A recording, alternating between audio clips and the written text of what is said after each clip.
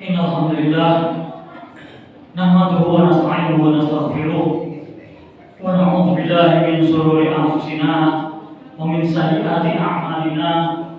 Man yahdihillahu fala mudilla lahu wa man yudlil fala hadiya lahu.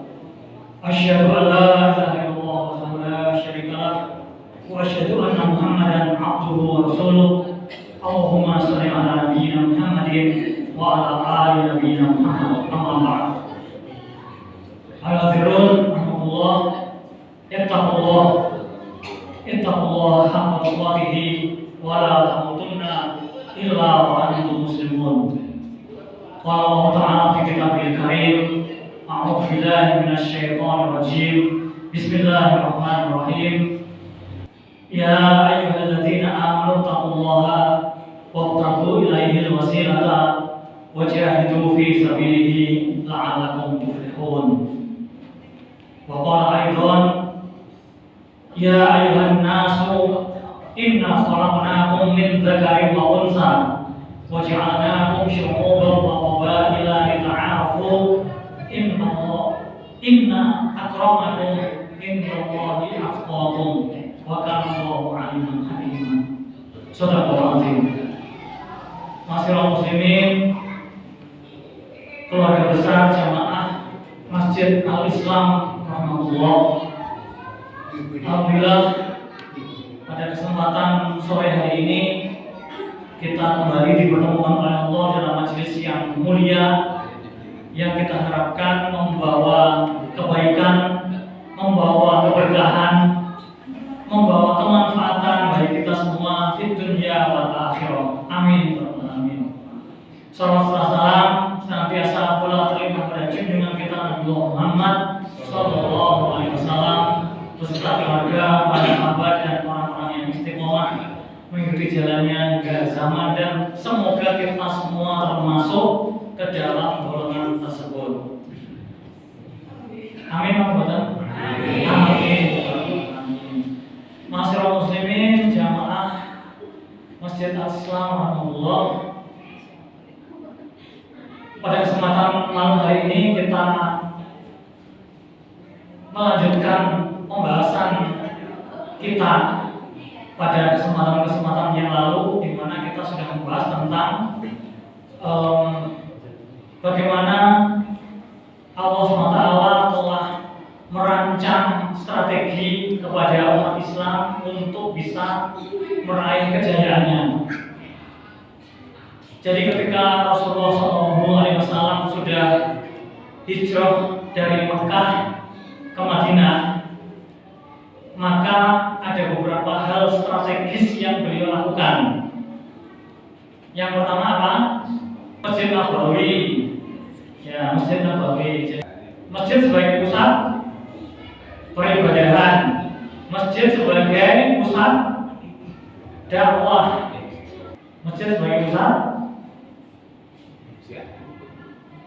pembinaan, pendidikan, masjid sebagai pusat ukhuwah, dan pada puncaknya masjid juga digunakan untuk nyusun strategi, ngatur pemerintahan dan lain-lain yang kemudian itu sebagai cikal bakal pembentukan peradaban Islam. Sehingga hijrah yang dilakukan bukan meninggalkan kemapanan yang sudah ada, tapi justru apa? Meningkatkan. Ketika di Mekah beliau hanya ngatur ngurus urusan apa? Pribadi. Hanya fokus kepada pembinaan soal akidah, keyakinan, keimanan.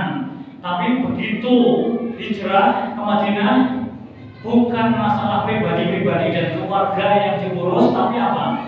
Wis ngatur negara. Jadi urusan kenegaraan yang beliau sudah kendalikan ketika sudah hijrah ke Madinah. Juga sudah bukan lagi fokus kepada pembinaan akidah saja, tapi sudah meluas ya ke sosial, politik, ekonomi, budaya, pertahanan keamanan, pendidikan, hukum, dan lain-lain. Sehingga dengan hijrah itulah merupakan titik tolak bagi pembentukan peradaban Islam, mewujudkan peradaban Islam yang berkemajuan. Nah itulah yang kemudian kita ambil pelajarannya, kita ambil semangatnya, dan kemudian kita aplikasikan dalam kehidupan kita. Dan kemudian setelah membangun masjid, apa yang beliau lakukan? Mempersaudarakan sahabat Muhajirin dengan sahabat Ansor, dua-dua akhwain, sehingga terbentuk basis sosial yang kokoh, di mana kaum Muhajirin meninggalkan Mekah tidak membawa harta kekayaannya, tidak membawa rumah, tapi ternyata di Madinah bisa mendapatkan jaminan kesejahteraan sosial yang sedemikian bagusnya. Dan kaum Ansor pun ridho dengan strategi Rasulullah tersebut, walaupun kadang mereka butuh, tapi karena melihat saudaranya lebih butuh maka dibantu, sehingga Allah abadikan kejadian ini dalam surah Adz-Dzariyat ayat ke-7. A'udzubillahi minasyaitonirrajim. Bismillahirrahmanirrahim. Wa yusiruna 'ala anfusihim walau kana bihim khassasah. Wa yusiruna 'ala anfusihim, dan mereka mengutamakan kebutuhan saudaranya, 'ala anfusihim, di atas kepentingan pribadi mereka masing-masing, walau kana bihim khassasah, walaupun mereka juga butuh, tapi mereka sudah dipersaudarakan dalam tali ikatan Islam yang kuat, sehingga mau berbagi dengan saudaranya. Nah itulah yang terjadi. Sungguh indah tali ikatan ukhuwah yang terjalin, dan kemudian banyak problem yang bisa terselesaikan dengan strategi ini. Tapi kemudian Rasulullah juga menambahkan dengan strategi yang ketiga, yaitu bikin perjanjian Madinah atau piagam Madinah, wiqayah Madinah, sehingga ada perjanjian antara beliau dengan kaum Ansor, orang-orang asli Madinah, termasuk juga dengan orang-orang Yahudi, sehingga sangat menguntungkan bagi perkembangan Islam ke seluruh dunia, termasuk nantinya juga sampai ke Sokrat Jabetan ini. Masyaallah muslimin jamaah Allah, di pembukaan, di mukadimah yang kami bacakan di awal tadi, kita bacakan surah Al-Hujurat ayat 13 yang berkaitan dengan strategi yang kedua yang dijalankan oleh Rasulullah di Madinah. A'udzubillahi minasyaitonirrajim. Bismillahirrahmanirrahim. Ya ayyuhan nasu inna khalaqnakum min dzakarin wa untha wa ja'alnakum syu'uban wa qabaila lita'arafu inna akramakum indallahi atqakum. Al-ayat. Ya ayyuhan nas, wahai manusia, inna khalaqnakum min dzakarin wa untha, sesungguhnya kami telah menciptakan kalian dari seorang laki-laki dan seorang perempuan. Kita semua diciptakan diturunkan dari keturunan Nabi Adam alaihissalam dan Siti Hawa. Dan kemudian dari keduanya apa? Allah lanjutkan ayat ini, wa ja'alnakum syu'uban wa qabail, kami jadikan kalian bersuku-suku, berbangsa-bangsa. Jadi sengaja Allah sebar anak cucu Adam ke seluruh penjuru dunia. Ada yang ke Amerika, ada yang ke benua Eropa, ada yang di benua Asia. Yang di benua Asia pun macam-macam, ana sing Asia Timur, semacam Cina, Korea, Jepang, Vietnam, dan lain-lain. Ada yang Asia Tenggara, bangsa Melayu seperti kita, Indonesia, Malaysia, Brunei, dan lain-lain. Kemudian ada pula yang Asia tapi agak ke timur dan ke tengah, Timur Tengah. Ada lagi yang benua Afrika dan lain-lain. Semua itu sengaja Allah jadikan, wa ja'alnakum, dan Allah yang menjadikan kita semua seperti itu. Dan kemudian dijadikannya bersuku-suku, berbangsa-bangsa itu tujuannya apa? Lita'arafu, agar kalian saling mengenal, saling ta'aruf, saling kenal mengenal, bukan saling bermusuhan, bukan merasa suku bangsanya lebih tinggi, contoh Jawa lebih merasa lebih mulia daripada orang Sunda, orang Sumatera, orang Papua dan lain-lain.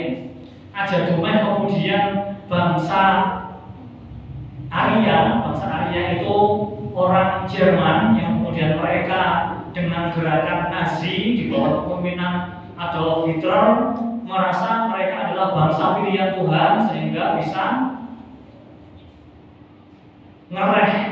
merentah injek-injek bangsa yang lain sehingga terjadi genosida atau pembantaian massal di mana-mana. Atau juga bukan kayak orang Yahudi yang menganggap dirinya adalah bangsa atau putra Tuhan, sedangkan Goyim atau Goyaim jamaknya itu adalah bangsa di luar Yahudi adalah keledai yang diciptakan Tuhan untuk menjadi tunggangan bangsa Yahudi. Nah, bukan seperti itu, tapi kita diciptakan oleh Allah bersuku-suku, berbangsa-bangsa agar saling kenal mengenal. Dan ini bukan sekedar konsep kosong, tapi sejak zaman Rasulullah SAW sudah diaplikasikan, sudah praktek nyata, sehingga ada sahabat dari bangsa Eropa, siapa kemarin asmanya?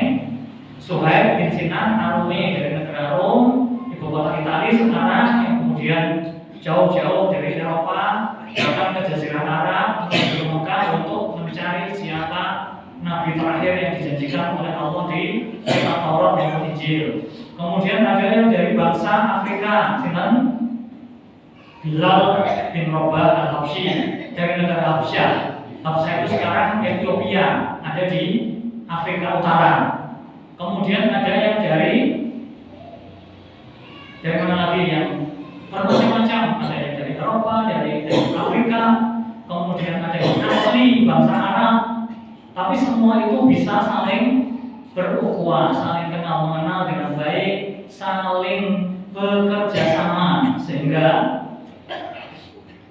ada kondisi-kondisi tertentu yang membuat suasana ukhuwah itu semakin baik, semakin erat di dalam tali ikatan Islam, yaitu ketika di satu sisi ada orang-orang yang diberi limpahan rezeki oleh Allah, kemudian ada yang berkekurangan, tapi mereka bisa saling membantu. Mereka yang dari berbagai suku, berbagai bangsa, kemudian dari berbagai strata sosial, semua bisa saling bekerja sama. Dan inilah aplikasi dari yang apa Allah SWT sudah perintahkan kepada mereka. A'udzubillahi minasyaitonirrajim. Wa ta'awanu 'alal birri wat taqwa wa la ta'awanu 'alal itsmi wal 'udwan. Wa ta'awanu 'alal birri wat taqwa, dan bertolong-menolonglah kalian dalam kebaikan dan takwa.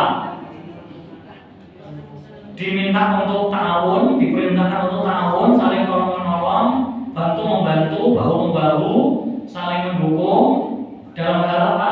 Kebaikan dan takwa. Tapi sekaligus Allah melarang tolong-menolong, bantu-membantu dalam masalah permusuhan dan dosa.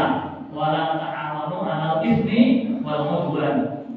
Maka inilah yang kemudian diaplikasikan betul untuk kemudian yang berlebih bisa membantu yang kekurangan, dan kemudian yang kekurangan pun juga tidak serta-merta mumpung orang saya membantu. Sehingga kemarin kita sudah mempelajari tentang apa? Mental berkelimpahannya Abdurrahman bin Auf. Dia sudah meninggalkan segalanya di Mekah, datang ke Madinah dalam posisi nol, nggak punya kekayaan, nggak punya harta, tapi kemudian ditawari oleh saudaranya, gimana kalau kita bagi hartaku yang banyak ini? Ternyata beliau menolak. Tapi kemudian ternyata beliau rumongso, ya saya tidak layak untuk meminta-minta atau kemudian begitu saja menerima tanpa kemudian harus berusaha. Sehingga beliau berusaha sampai bisa menguasai pasar dan kemudian bisa mendapatkan kekayaan. Nah, itulah yang bisa dilakukan oleh generasi awal umat ini, yang kemudian hendaknya kita pun bisa meneladani generasi awal umat itu yang merupakan profil ideal umat Islam. Loh kan mereka masih bersama Kanjeng Nabi, mereka masih bersama Rasul. Nah kita sudah tidak bareng dengan Kanjeng Nabi, tapi ternyata kita bisa mewarisi apa yang beliau sampaikan pada kita. Ada warisan dari Kanjeng Nabi yang kemudian itu menjadi panduan kita, yaitu Kitabullah wa Sunnatu Rasulih. Sehingga Masyiral muslimin jamaah rahmatullah, saya dukung upaya-upaya yang dilakukan oleh Takmir Masjid Al-Islam ini bekerja sama dengan kantor layanan Lazismu Sopara Jaritan untuk berbagi, yang kemudian sudah mengumpulkan ada zakat, infak, sedekah yang kemudian ini ditasarrufkan, dialokasikan untuk proyek-proyek perbaikan umat. Ada untuk perbaikan masjid, untuk sarana prasarana, kemudian untuk event kegiatan. Juga tidak melupakan ada jamaah-jamaah masjid yang aktif. Oh, pada sergap jamaah maring Masjid Al-Islam, ya sudah selayaknya kalau kemudian dikasih tali kasih begitu ya, ketua takmir. Nah kemudian diberi apresiasi. Oh, sergap memakmurkan masjid, ayo bareng-bareng, sehingga ya kemudian bisa jadi aktif di masjid tapi posisinya beliau anak yatim, atau kemudian sewu janda suaminya udah meninggal, atau kemudian rajin ke masjid tapi masih diuji dengan hutang dan lain-lain. Ya kemudian bagus sekali kalau kemudian masjid juga memperhatikan kebutuhan jamaahnya, sehingga diharapkan masjid ini bisa makmur sekaligus memakmurkan. Jadi masjid yang kita harapkan adalah masjid yang makmur dan memakmurkan. Nah inilah yang kemudian bisa membuat jamaahnya semakin banyak yang hadir, yang kemudian juga bareng-bareng memakmurkan, bareng-bareng beribadah kepada Allah SWT. Tapi kemudian masjid juga dengan kemampuan yang ada berusaha untuk memperhatikan kondisi jamaahnya. Begitu Bapak-bapak, Ibu-ibu, jamaah Allah yang bisa kami sampaikan untuk mereview kembali beberapa pembahasan yang sudah kita kaji bareng di malam Rabu beberapa waktu yang lalu, agar kita semangat lagi saling membantu, saling bekerja sama dalam kebaikan dan takwa, wa ta'awanu 'alal birri wa taqwa. Sekaligus kemudian kita juga mengaplikasikan mentalitas yang bagus di generasi umat Islam, generasi pertama umat Islam, untuk kemudian kita bisa bareng-bareng berjuang menuju kehidupan kaum muslimin yang lebih baik lagi, meraih izul Islam dan muslimin. Demikian yang bisa kami sampaikan, kurang lebihnya mohon dimaafkan. Nasrul minallahi wa fathun qarib wa basyiril mu'minin. Wassalamualaikum warahmatullahi wabarakatuh.